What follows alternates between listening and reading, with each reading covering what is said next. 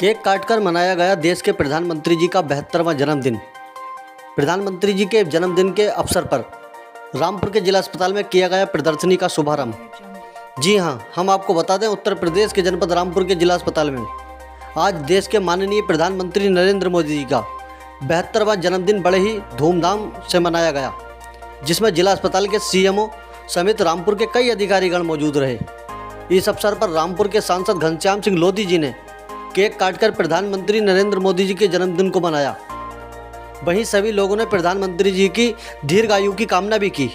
उसके साथ साथ जिला अस्पताल में प्रधानमंत्री जी के 72 वर्ष के कार्य की प्रदर्शनी का भी शुभारंभ किया गया, जिसका शुभारंभ के बाद घनश्याम सिंह लोधी जी ने फीता काटकर उसका उद्घाटन किया। वहीं हम आपको बता दें, रामपुर के सांसद घनश्याम सिंह लोधी जी ने मीडिया से बात करते हुए बताया कि हमारे देश के ऐसे प्रधानमंत्री जी मिले हैं जो कि अपनी चिंता न करके पूरे देश के लिए दिनों रात कार्य करते हैं। वह अपने लिए नहीं, इस देश के लिए कार्य करते हैं। ऐसे प्रधानमंत्री जी की पूरे देश को ज़रूरत है, जिन्होंने अपनी परेशानी को न देखते हुए देश की जनता की परेशानी को ही अपनी परेशानी समझा और सबका साथ सबका विकास का नारा देते हुए देश को आगे बढ़ाने का काम किया है। देश के हर तबके के लोग प्रधानमंत्री जी के कार्य की सराहना कर रहे हैं। कठिन परिस्थितियों में भी देश के कार्य को आगे बढ़ाने का काम किया है और लगातार देश की सेवा कर रहे हैं। ऐसे प्रधानमंत्री जी का देश की जनता बार बार धन्यवाद और अभिनंदन करती है। देश को ऐसे महान देश के सेवक प्रधानमंत्री जी नरेंद्र मोदी जी की ज़रूरत है, जिन्होंने अपनी सारी ज़िंदगी देश के लिए न्यौछावर कर दी और वे अपने देश को आगे बढ़ाने का कार्य कर रहे हैं।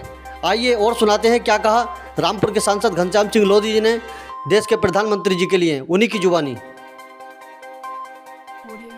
के बारे में जानकारी होनी चाहिए, क्योंकि माननीय मोदी जी एक वो शख्सियत का नाम है। प्रधानमंत्री तो पहले भी बहुत सारे रहे, लेकिन जब से माननीय मोदी जी इस देश के प्रधानमंत्री बने तो मैं समझता हूं कि देश की, जैसे कहते हैं, कायाकल्प कर दी, एक इतिहास बदलने का काम हमारे मोदी जी ने किया है। और वो इतिहास जब भी बदला जाता है जब किसी के अंदर कोई साहस हो या कर्म करने की इच्छा हो। वो हमारे मोदी जी के अंदर दोनों चीजें मौजूद है। बड़े से बड़े काम करने के लिए किसी के सहारे की जरूरत नहीं पड़ती, खुद स्वयं निर्णय लेने की क्षमता उनके अंदर है। वो कर्म को आप लोगों ने देखा है। बचपन से लेकर जो प्रदर्शनी आज लगाई गई, तो बचपन से लेकर और आज तक 72 साल होने को है, वहां तक का जीवन में उनके प्रकाश डाला गया है, तो मैं समझता हूँ किसी से छुपा नहीं है। बचपन से लेकर आज तक कर्तव्य में पीछे नहीं हटे। बड़े परिश्रम उन्होंने किए हैं। कितना से कठिन परिश्रम हो, वो कभी पीछे नहीं। पहले बचपन में चाय बेचने का काम तक उन्होंने किया। उसके बाद आरएसएस से जुड़े, घर बार छोड़ दिया। जब से मुख्यमंत्री बने तो गुजरात के कई बार मुख्यमंत्री रहे और देश के भी हमारे आज प्रधानमंत्री हैं। तो मैं समझता हूँ जो उन्होंने इतिहास बदलने का काम मोदी जी ने किया है, इसी प्रधानमंत्री हमारे देश के नहीं।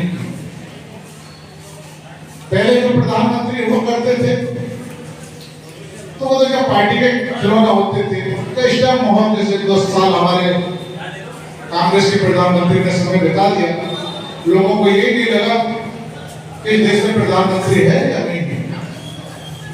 लेकिन हाँ, जब से मोदी जी आए हैं, लोगों को लगता है कि प्रधानमंत्री है देश में, विदेशों को भी लगता है कि प्रधानमंत्री है देश का, भारतवर्ष का।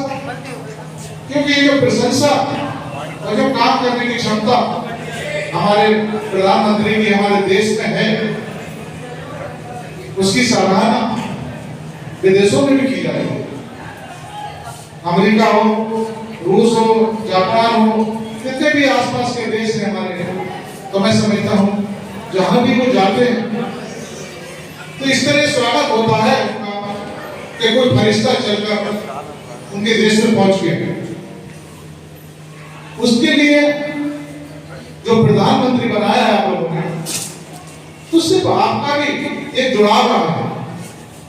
आज चाहे हमारे भारतवर्ष का किसी समुदाय का, चाहे हिंदू हो या मुसलमान या सिख हो या ईसाई, हर समुदाय का बच्चा बच्चा माननीय मोदी जी को याद करता है, क्योंकि उनके कर्म ऐसे रहे।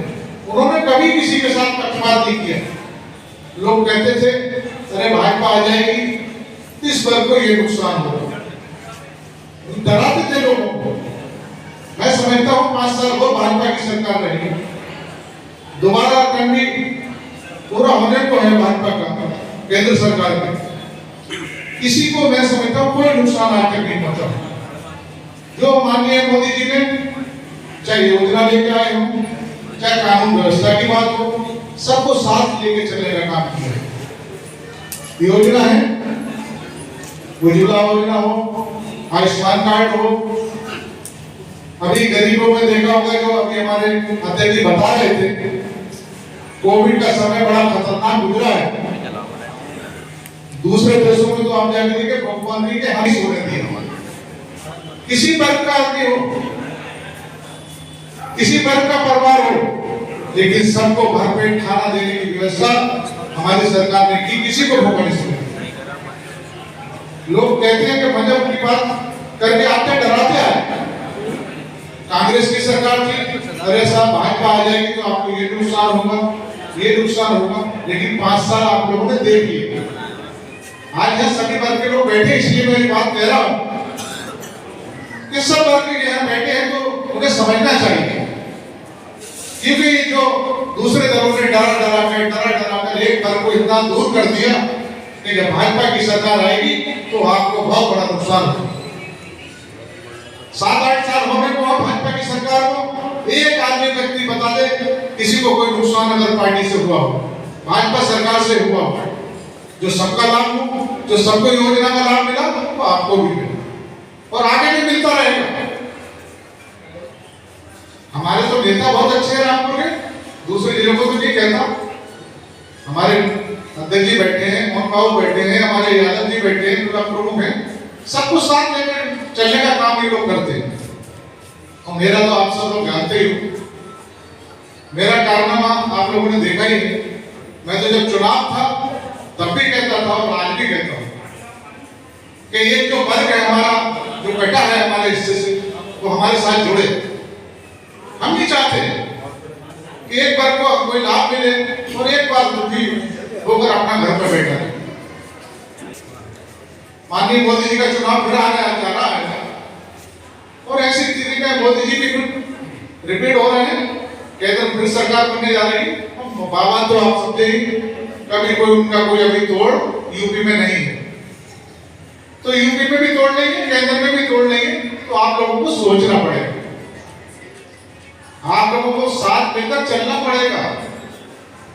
और अगर साथ नहीं चलोगे तो राजनीतिक हिस्सा से एक दूसरे रास्ता, क्योंकि बहुत जो राजनीतिक धारा में अगर नहीं जुड़ता है तो बहुत पीछे रह जाता है। इसलिए जो मुख्य धारा है राजनीति, उसमें साथ लोग सब लोग जुड़ो।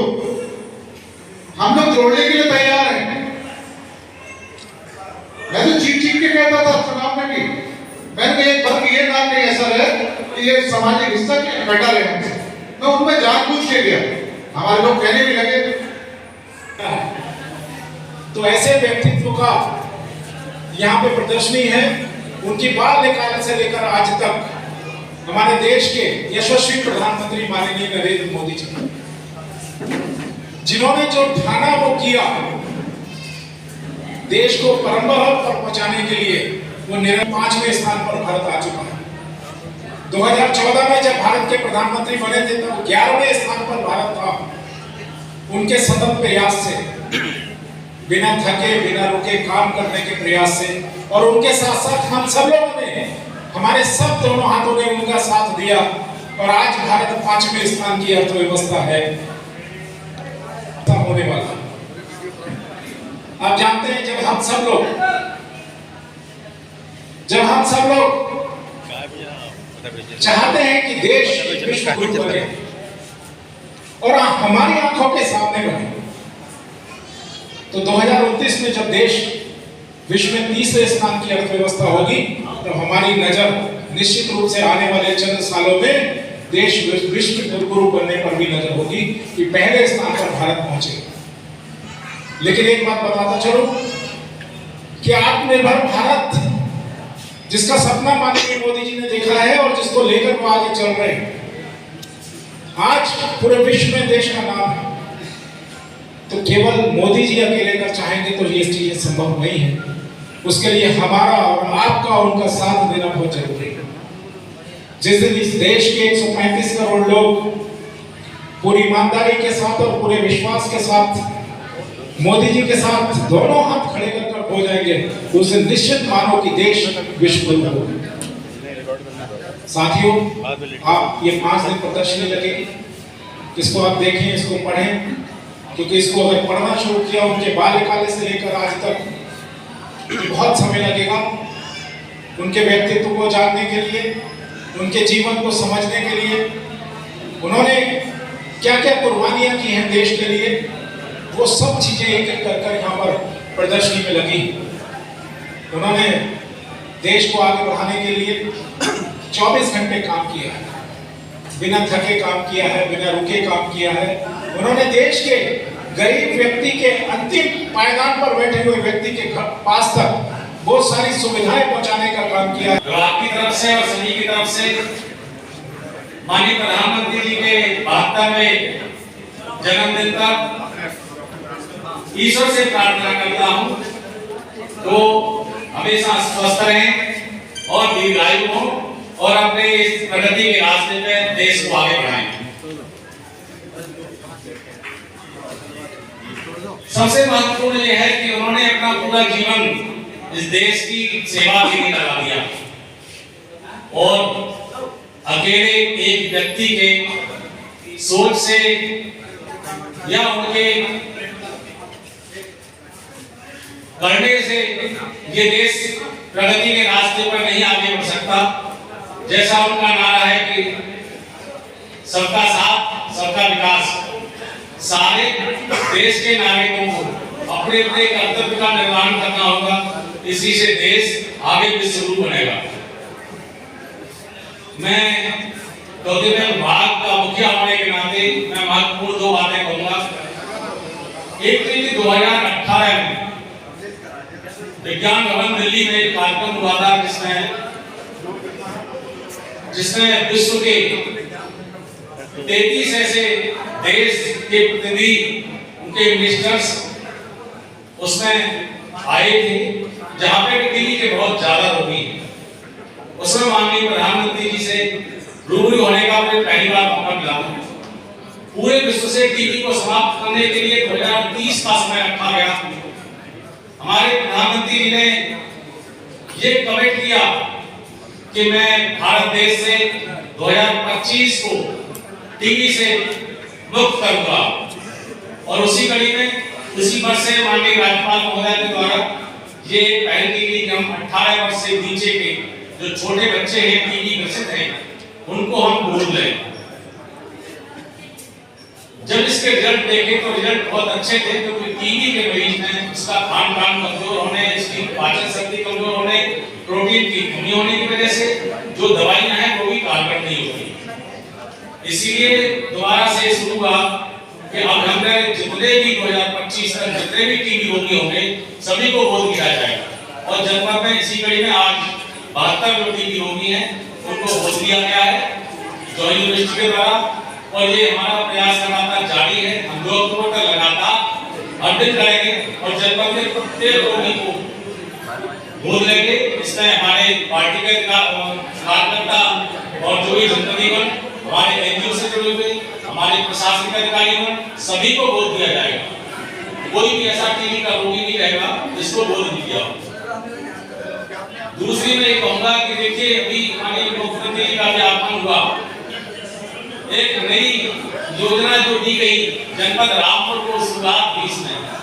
माननीय सांसद जी मैं आपका ध्यान चाहूंगा कि हेल्थ एटीएम इस बार आपके जनपद रामपुर से उसी दिन हुई जिस दिन माननीय मुख्यमंत्री जी आए थे जी, आ गया है और वो कल से चालू हो जाएगा यहाँ पर।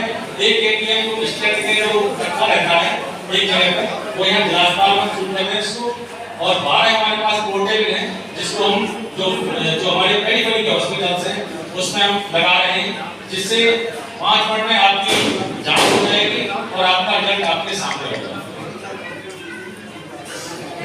मैं अब कार्यक्रम में काफी समय भी हो गया है तो मैं ज्यादा समय नहीं दूंगा।